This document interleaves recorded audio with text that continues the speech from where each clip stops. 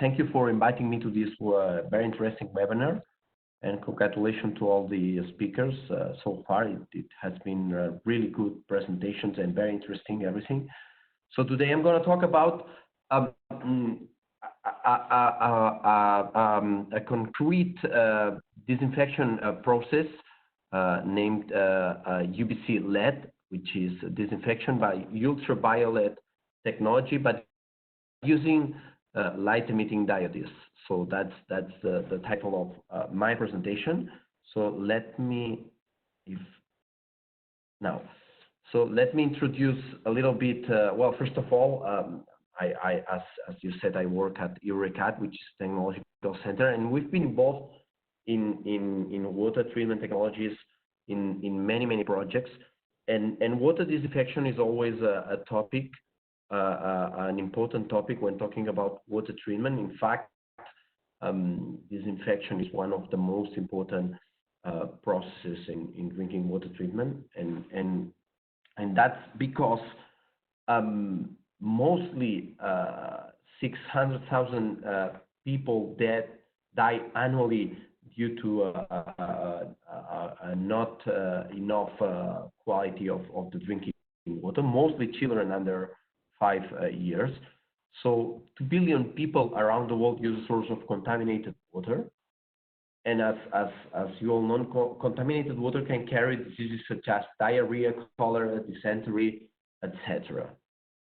So in Catalonia, even that we are in a developed country with a very good sanitation system and drinking water treatment plants, there are even now and then some outbreaks of waterborne related diseases. So far in between 2013 and 14, there were 39 outbreaks of Legionellosis.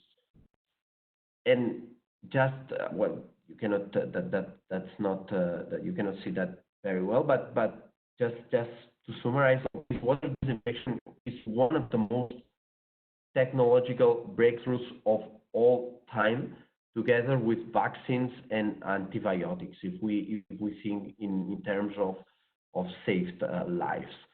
So what are we trying to do when disinfecting water? Well, basically what we are trying to do is to remove or to inactivate the microorganisms that are present in water, being bacteria, protozoan, viruses, or even very small animals.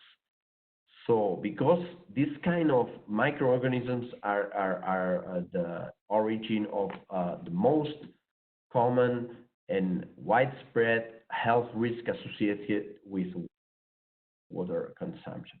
So what are the effects of these microorganisms on or what are the characteristics of these pathogenic microorganisms in water? They can both cause acute and chronic effects. They have no cumulative effect as the chemical contaminants have. They can multiply on the host, and they can even multiply in food, beverages, or even water distribution systems. They can grow in the environment. The exposure to these microorganisms depends on the dose, the invasiveness, and the virulence of this pathogen, as well as the individual immune status. And their presence, they are usually aggregated or adhered to solids. Their concentration can vary over time, and the probability of acquiring infectious dose cannot be predicted by each average concentration in the water.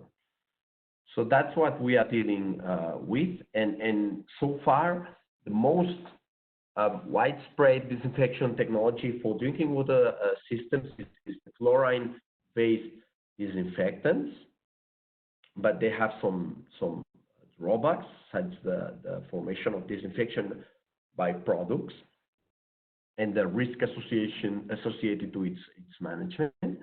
Ozone is also a quite widespread disinfection technology, although it's most is mostly used for removing chemical contaminants. It also has some effects on the presence of microorganisms, pathogenic microorganisms. And finally, UV radiation is also one of the most widespread disinfection technologies for drinking and wastewater. So because the main advantage related to UV ultraviolet light is that it does not produce disinfection byproducts such as chlorine or sorry, and it does not cause disinfection resistance, which also can cause chlorine and ozone to bacteria. So how it works? It's quite easy. The idea is that DNA absorbs light between of a wavelength between 230 and 300, with a peak around 260. So the idea is that if we irradiate microorganism with light around, with wavelength around these numbers, then the DNA is disrupted. But not only DNA, also RNA and the proteins in the molecule. So we have to calculate, and then we have to calculate for the process to be effective. We have to calculate the required dose to avoid the replication of cell, and also to avoid the self-repair mechanisms that all cells have in between. For example, this enzyme, which have most cells within, is a photolysis enzyme, and it allows to repair the damage made by UV light. For example, when we are exposed to the solar light. So to achieve that, usually we've been working with mercury-based UVC lamps. That there are there are many kind of lamps, but mostly they can be grouped into two kind of lamps. The low pressure lamps, which emit light in around 254 nanometers, and then the medium pressure lamps, which emit light around all the UVC spectra, across all the UVC spectra. And depending on the microorganisms, we need UV dose, affluence difference to achieve full log reduction, or 99.99% reduction or inactivation of the microorganisms. So, for example, E. coli is quite sensitive to UV, while non-encapsulated viruses are quite resistant to ultraviolet. So the problem with conventional UVC lamps is that they are fragile. They have a low wall plug efficiency. That means that they are not able to transform all the electricity into optical energy.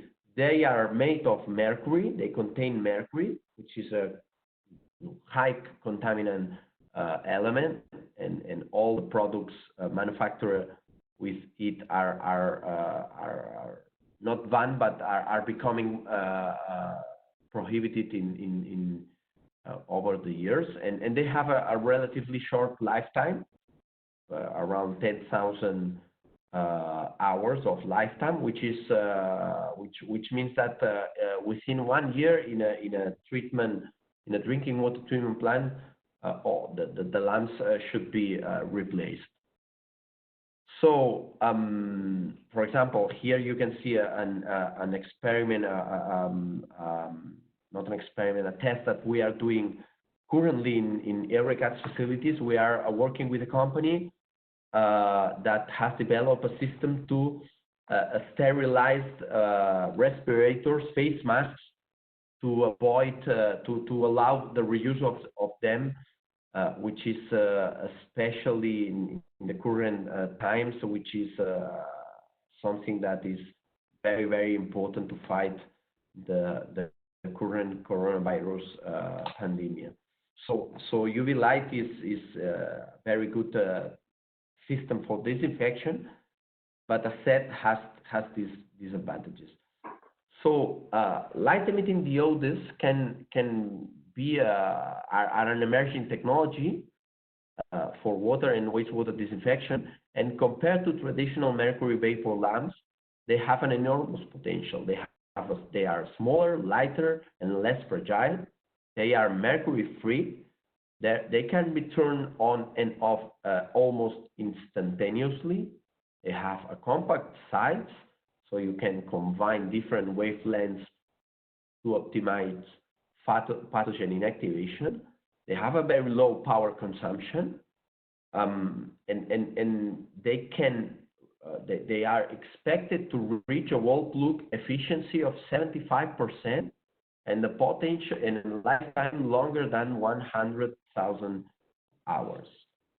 But and furthermore, they can allow the design of the new kind of reactors. So because it depends on the kind of the light emitting diode that we are using, packed or flat or packed within a lens, then we can achieve several emission spectra, several emission intensities over several directions. So that allows, for example, to design this kind of reactor. This is a pipe where the walls have been they have LEDs embedded into the walls, so that can allow to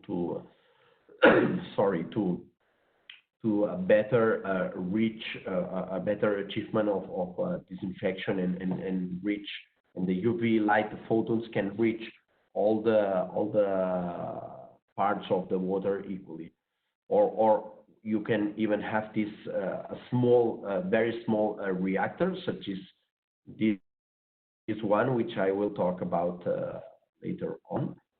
So that's also an advantage of the UVC technology. The problem is that they are still very expensive, and they do not have a very high wall plug efficiency.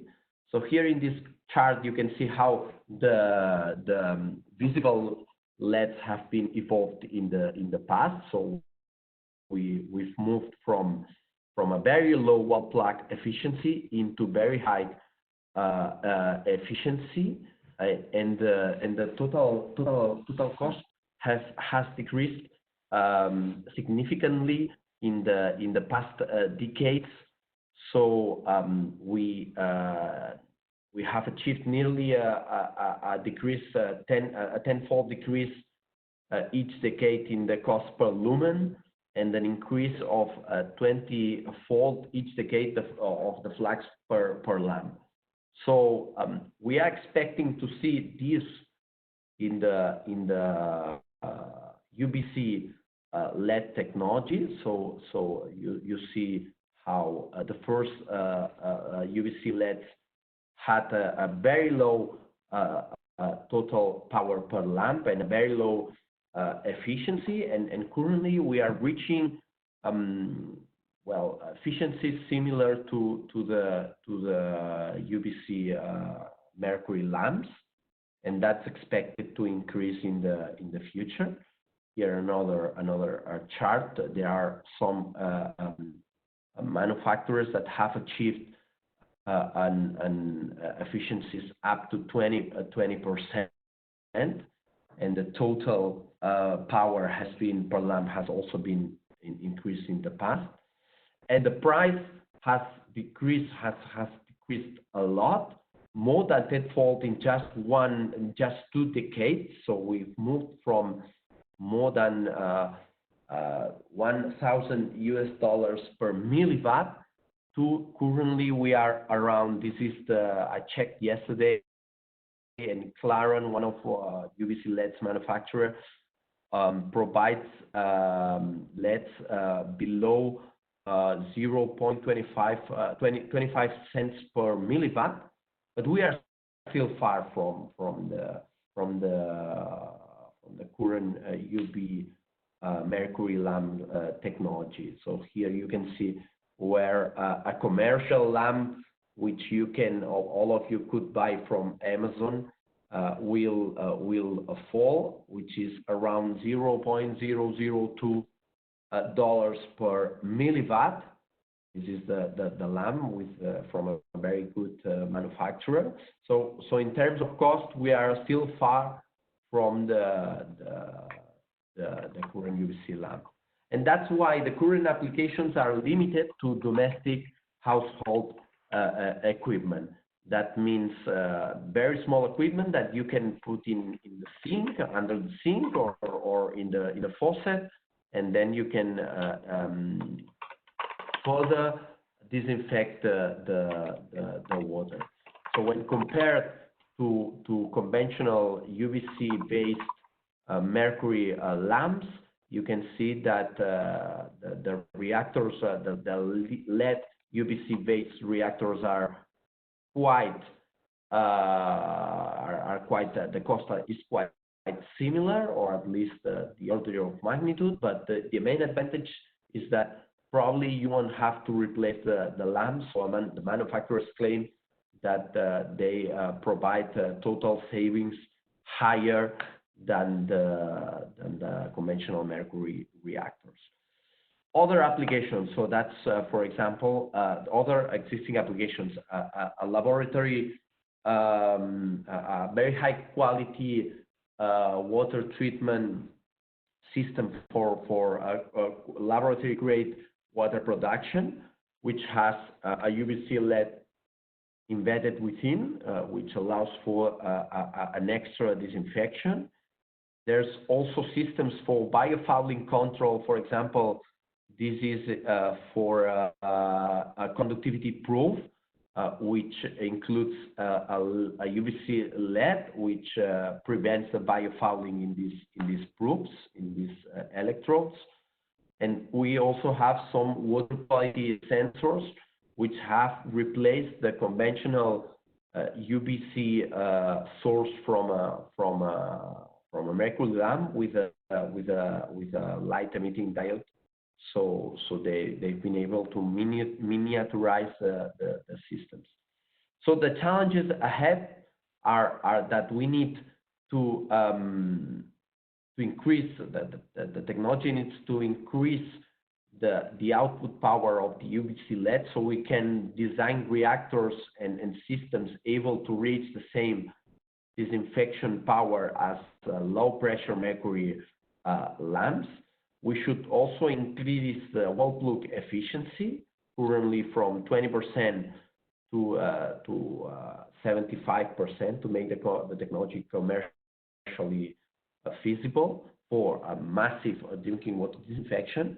There are some inconsistent and incomparable reported results when comparing conventional UVC lamps with UV LEDs, and that's because UVC LEDs also emit in a single wavelength. So we have to study how the multiple wavelengths of low pressure of UVC lamps affect the disinfection procedure.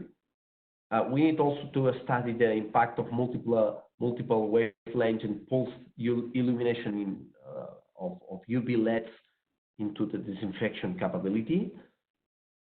And also we need to design more efficient systems, disinfection systems and reactors to reach the current efficiency of the UV lamps technology. So that's all from my side. I'm open for questions, and thank you all for listening. Okay, Xavier, thank you very much for your presentation. We have some questions for you. First one, Are you working with the ballast water community with your technology? No, we are not. We are not working with them, but it's indeed a very interesting application. Okay, another question. One issue with traditional UV lamps in water disinfection is the need to change the bulbs often. How often do these LED UVC bulbs need to be changed? Well, it is expected that at least it could be increased by tenfold the duration of the lamp, but I think quite more. Okay. Next question. How is the efficiency of disinfection impacted by the NTU of the water?